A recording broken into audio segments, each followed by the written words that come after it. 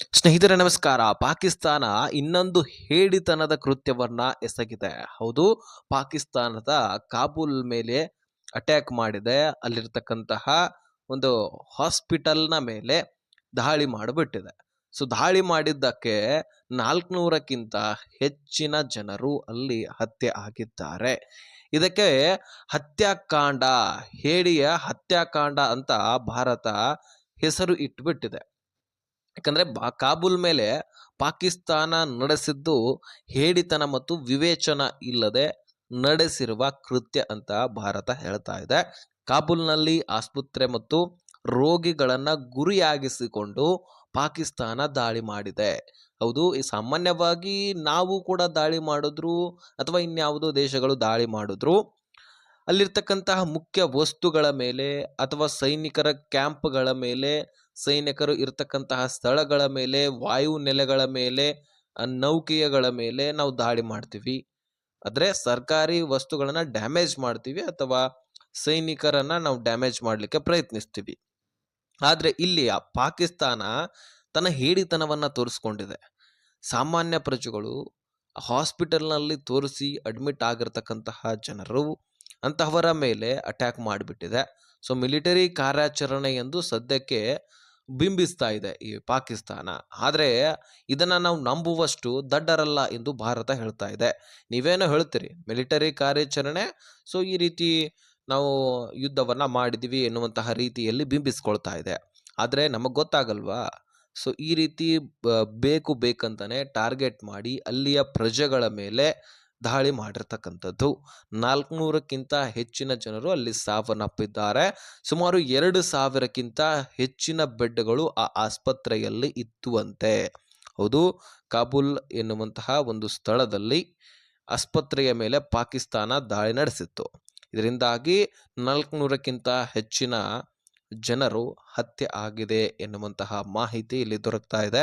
ಹೌದು, ಪಾಕಿಸ್ತಾನದ ಮತ್ತು ಅಫ್ಘಾನಿಸ್ತಾನದ ನಡುವೆ ಗಡಿ ವಿಚಾರವಾಗಿ ವಿವಾದಗಳಿದ್ವು, ವಾದಗಳಿದ್ವು, ಹಾಗೆ ಸಣ್ಣ ಪುಟ್ಟ ಜಗಳಗಳು ಕೂಡ ಇದ್ವು. ಅದು ಈಗಾಗಲೇ ಒಂದು ಒಪ್ಪಂದಕ್ಕೂ ಕೂಡ ಬಂದಿತ್ತು. ಒಪ್ಪಂದ ಕೂಡ ಈಗಾಗಲೇ ಕದನ ವಿರಾಮವನ್ನು ಕೂಡ ಮಾಡಿಕೊಂಡಿದ್ರು ಒಪ್ಪಂದ ಕೂಡ. ಆದರೆ ಕಳೆದ 1 ತಿಂಗಳಿನಿಂದ ಈ ಸಮಸ್ಯೆ ಮತ್ತಷ್ಟು ಹುಟ್ಟು ಹಾಕಿದೆ. ಈಗಾಗಲೇ ಅಮೆರಿಕ ಮತ್ತು ಇರಾನ್ನ ನಡುವಿರ್ತಕ್ಕಂತಹ ಯುದ್ಧವನ್ನ ನೋಡಿ ಇಡೀ ದೇಶವೇ ತತ್ತರಿಸಿ ಹೋಗ್ತಾ ಇದೆ. ಯಾಕಂದ್ರೆ ಅದರಿಂದ ಗ್ಯಾಸ್ ಸಿಲಿಂಡರು, ಕಚ್ಚಾ ತೈಲ ಇದೆಲ್ಲವೂ ಕೂಡ ಘಟಕಗಳ ಮೇಲೆ ಈ ದೇಶ ಅಲ್ಲಿರ್ತಕ್ಕಂತಹ ಘಟಕಗಳನ್ನ ಧ್ವಂಸ ಮಾಡೋದು. ಇರಾನ್ ಇದ್ದದ್ದು, ಇಸ್ರೇಲ್ ಅದೇ ರೀತಿಯಾಗಿ, ಅಮೆರಿಕ ಅದೇ ರೀತಿಯಾಗಿ, ಪಾಶ್ಚಿಮಾತ್ಯ ಗಲ್ಫ್ ದೇಶಗಳಿದಾವಲ್ಲ, ಅಂದ್ರೆ ಸೌದಿ ಅರೇಬಿಯಾ, ಅದೇ ರೀತಿಯಾಗಿ UAE, ಈ ಒಂದು ದೇಶಗಳಲ್ಲಿ ಇರ್ತಕ್ಕಂತಹ ತೈಲ ಸಂಸ್ಕರಣಾ ಘಟಕಗಳ ಮೇಲೆ ಯುದ್ಧವನ್ನ ಮಾಡಿ ಅದನ್ನು ಧ್ವಂಸ ಮಾಡೋದು. ಅಂದ್ರೆ ಯಾವ ರೀತಿಯಾಗಿ ಬಂಡವಾಳವನ್ನ ಸೃಷ್ಟಿಸ್ಕೊಳ್ತಾ ಇರ್ತವೆ ಆ ದೇಶಗಳು, ಅದರ ಮೇಲೆ ಸರಿ ಆ ಒಂದು ದೇಶ ಕೈ ಹಾಕೋದು. ಈ ರೀತಿ ಮಾಡೋದ್ರಿಂದ ಏನಾಗತ್ತೆ, ಬೇರೆ ದೇಶಗಳಿಗೂ ಕೂಡ ಹೊಡೆತ ಬೀಳುತ್ತೆ. ಯಾಕಂದ್ರೆ ತೈಲ ಉತ್ಪಾದನೆ ಆಗುವಂತಹ ಒಂದು ದೇಶಗಳ ಮೇಲೆ ಈ ರೀತಿ ಅಟ್ಯಾಕ್ ಆದ ಕಾರಣಕ್ಕಾಗಿ ಈಗ ಸಾಮಾನ್ಯವಾಗಿ ಯುದ್ಧ ಆದ್ರೆ ನಿಮಗಾಗಲೇ ಪ್ರಾರಂಭದಲ್ಲಿ ಹೇಳಿರುವ ಹಾಗೆ ವಾಯು ನೆಲೆಗಳ ಮೇಲೆ, ಅದೇ ರೀತಿಯಾಗಿ ನೌಕೆಗಳ ಮೇಲೆ, ಇನ್ನು ಯುದ್ಧ ಸಾಮಗ್ರಿಗಳನ್ನು ಸಂಗ್ರಹಿಸಿ ಇಟ್ಟಿರುವಂತಹ ಸ್ಥಳಗಳ ಮೇಲೆ, ಇನ್ನು ಸೈನಿಕರು ಇರ್ತಕ್ಕಂತಹ ಸ್ಥಳಗಳ ಮೇಲೆ ಸಾಮಾನ್ಯವಾಗಿ ಯುದ್ಧ ಆದರೆ ಅಥವಾ ಸರ್ಕಾರಿ ಹೆಡ್ ಕಚೇರಿಗಳ ಮೇಲೆ ಆದರೆ, ಇಲ್ಲಿ ನೋಡಿದ್ರೆ ಸಾಮಾನ್ಯ ಜನರು, ಆಸ್ಪತ್ರೆಗಳಲ್ಲಿ ತೋರಿಸಿಕೊಳ್ಳುವಂತಹ ಜನರು, ಸಾಮಾನ್ಯ ಪ್ರಜೆಗಳ ಮೇಲೆ ದಾಳಿ ಮಾಡಿಬಿಟ್ಟಿದೆ ಪಾಕಿಸ್ತಾನ.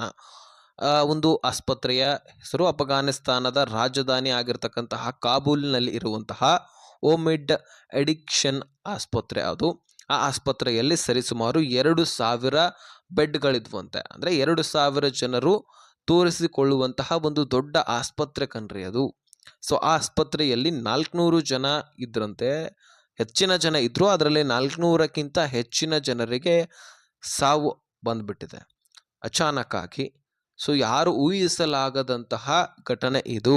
ಒಂದು ಅಫ್ಘಾನಿಸ್ತಾನಕ್ಕೆ ಕರಾಳ ದಿನ ಅಂತ ಹೇಳಬಹುದು.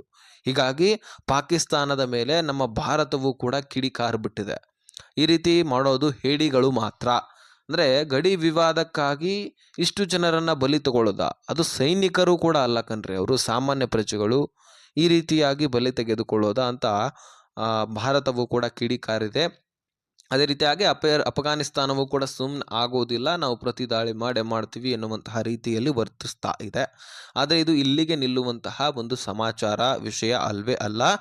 ಸೊ ನಮ್ಮಲ್ಲಿ ಒಂದು 7-8 ಜನರು ಹತ್ಯೆ ಆದರೂ ಸಹಿತ ನಾವು ಬಿಡೋದಿಲ್ಲ. ಇನ್ನು ಅಂಥದ್ರಲ್ಲಿ ಅಫ್ಘಾನಿಸ್ತಾನದಲ್ಲಿ 400 ಗಟ್ಟಲೆ ಸಾಮಾನ್ಯ ಪ್ರಜೆಗಳಿಗೆ ಹತ್ಯೆ ಮಾಡಿದ್ದಾರೆ ಅಂದರೆ ಪಾಕಿಸ್ತಾನವನ್ನು ಅಫ್ಘಾನಿಸ್ತಾನ ಬಿಡಬೇಕಾ? ಖಂಡಿತವಾಗ್ಲೂ ಬಿಡಬಾರ್ದು. ಆದರೆ ಪಾಕಿಸ್ತಾನದಲ್ಲಿರ್ತಕ್ಕಂತಹ ಸಾಮಾನ್ಯ ಪ್ರಜೆಗಳ ಮೇಲೆ ಏನಾದರೂ ಅಫ್ಘಾನಿಸ್ತಾನ ದಾಳಿ ಮಾಡಿದ್ರೆ ಮತ್ತೆ ಇದೇ ರಿಪೀಟ್ ಆಗ್ತಾ ಹೋಗುತ್ತೆ. ಅದು ಒಂದು ಹಂತದಲ್ಲಿ ಪಾಕಿಸ್ತಾನದ ಹೆಡ್ ಯಾರಿರ್ತಾರೋ ಅಂದರೆ ಅಧ್ಯಕ್ಷನು, ಅದೇ ರೀತಿಯಾಗಿ ಸೈನ್ಯವನ್ನು ನಡೆಸ್ತಕ್ಕಂತಹ ಒಂದು ಈಗಾಗಲೇ ಆಸಿಫ್ ಮುನೀರ್ ಇದ್ದಾನೆ. ಸೊ ಅಂಥವರ ಮೇಲೆ ಅಟ್ಯಾಕ್ ಮಾಡಿದ್ರೆ ಗೊತ್ತಾಗತ್ತೆ ಅವರಿಗೆ ಹೇಗಿರುತ್ತೆ, ಏನಿರುತ್ತೆ ಅನ್ನುವಂಥದ್ದು. ಸೊ ಇದರ ಬಗ್ಗೆ ನಿಮ್ಮ ಅನಿಸಿಕೆಯನ್ನು ತಿಳಿಸಿ. ಈ ರೀತಿ ಘಟನೆ ನಡೆದಿರತಕ್ಕಂಥದ್ದು ಇದು ಕರಾಳತೆ, ಇದು ಹೇಡಿತನ ಅಂತ ನಾನಂತೂ ಊಹಿಸ್ತೀನಿ. ಇನ್ನು ನಿಮ್ಮ ಅನಿಸಿಕೆ ಪಾಕಿಸ್ತಾನದ ಕುರಿತಾಗಿ ಏನು ಅನ್ನುವಂಥದ್ದನ್ನು ಕಮೆಂಟ್ ಮಾಡೋದನ್ನು ಮರಿಬೇಡಿ. ಹಾಗೆ ಈ ವಿಷಯವನ್ನು ಭಾರತದ ಎಲ್ಲ ಪ್ರಜೆಗಳಿಗೆ ಶೇರ್ ಮಾಡಿ, ಹಾಗೆ ಸಬ್ಸ್ಕ್ರೈಬ್ ಮಾಡಿಕೊಳ್ಳಿ.